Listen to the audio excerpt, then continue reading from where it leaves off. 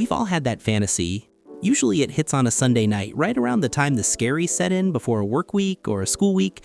You're watching something like K-On!, Horimiya, or Bocchi the Rock, and you think, man, I wish I lived there. It looks perfect.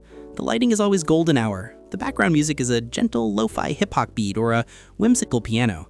The biggest problem anyone faces is studying for a midterm or working up the courage to ask for a younger classmate's email address. It's the ultimate escapism. But today, I want to be the buzzkill. I want to be the splash of cold water. I want to look past the beautiful animation and the cute character designs and tell you the truth about that world. If you were actually transported into a slice-of-life anime, you wouldn't be having a heartwarming adventure. You'd be bored out of your mind. In fact, you might actually go insane.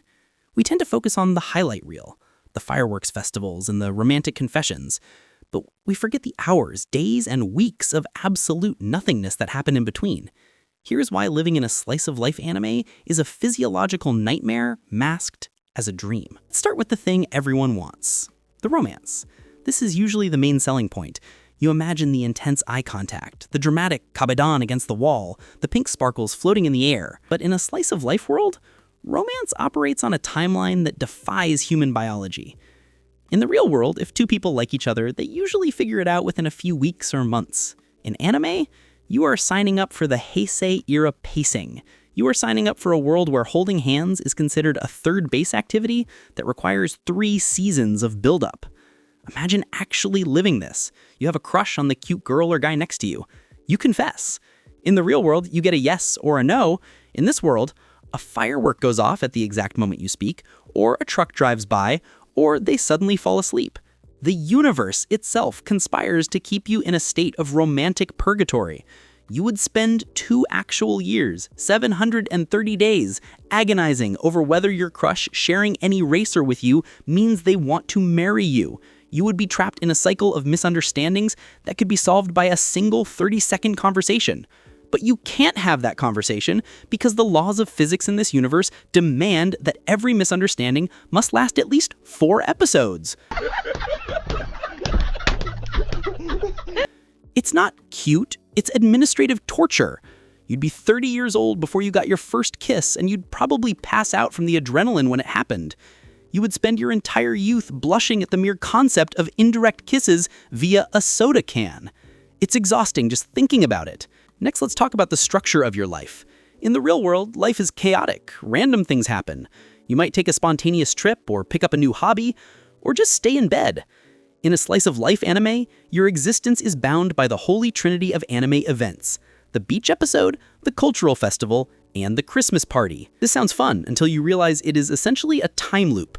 Every summer, you must go to the beach, you must split a watermelon with a stick, you must have a moment where the sun sets and everyone looks at the ocean and says, "I hope we can stay together forever." Every autumn, you have to build a maid cafe or a haunted house in your classroom. You have to stress about the student council budget.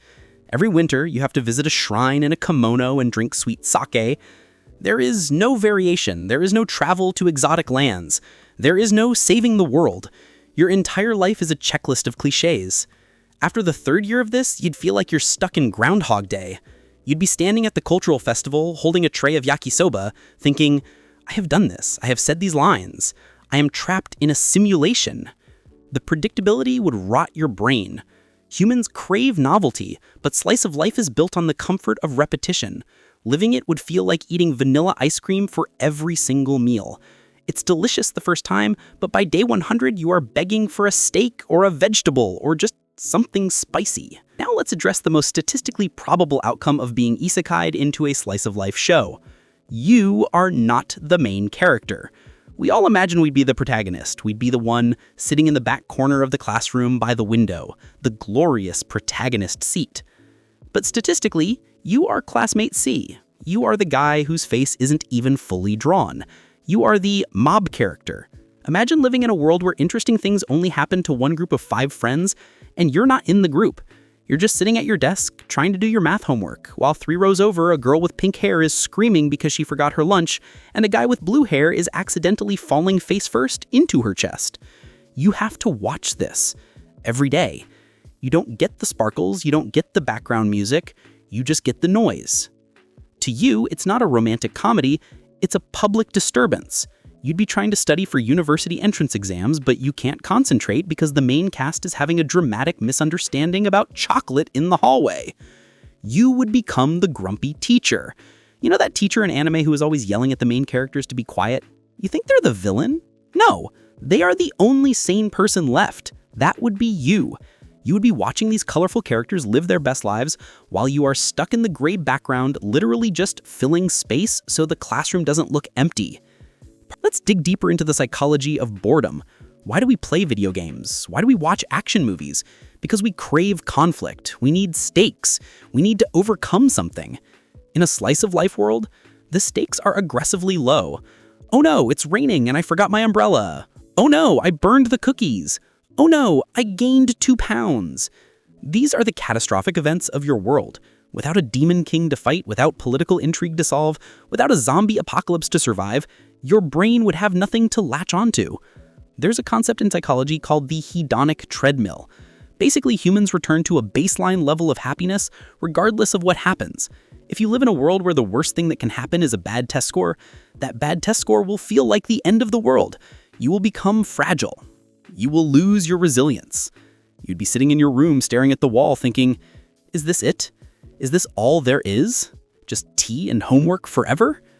The piece is only healing, or yashike, because we are watching it from our stressful, high-pressure real lives. If you remove the stress and pressure, the healing just becomes waiting. You are just waiting for time to pass. It's a soft, gentle purgatory where nothing ever changes and nothing really matters. Have you ever paid attention to how people actually talk in slice-of-life anime? If you tried to converse like that in reality, it would be exhausting. First, there's the over-explaining. Oh, look, it is raining. The water is falling from the sky. Yes, it is raining. We should use an umbrella so we do not get wet. I agree, wet clothes are uncomfortable. You would be screaming internally. I know, stop narrating reality. Then there's the volume. The tsundere archetype sounds fun on TV. In real life, having a friend who violently screams baka and hits you every time you pay them a compliment isn't charming. It's assault. It's a toxic relationship. You would be constantly walking on eggshells, afraid that saying good morning the wrong way will result in a slap to the face or a high-pitched screech that ruptures your eardrums. And let's not forget the density of the protagonists. Trying to have a logical conversation with a slice-of-life protagonist is impossible. Hey, I think Yuki likes you. Protagonist, what? No way! She just made me a bento, knitted me a scarf, and told me I'm the most important person in her world.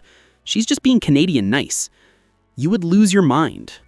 You would feel like the only person on Earth with a functional frontal lobe, surrounded by people who are willfully oblivious to basic human emotions. So why do we watch these shows? We watch them because they are boring. We watch them because our real lives are too loud, too fast, and too scary. We need the illusion that the biggest problem in the world is forgetting an umbrella. We need to pretend that a blush lasts for 5 minutes.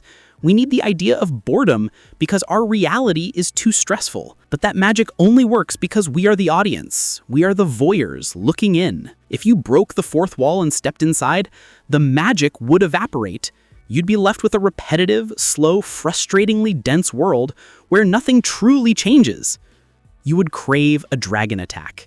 You would pray for a villain to show up just so you could feel something other than mild contentment. So the next time you're watching a slice of life and wishing you were there, just remember, the grass is always greener on the other side, usually because the animation budget is higher over there.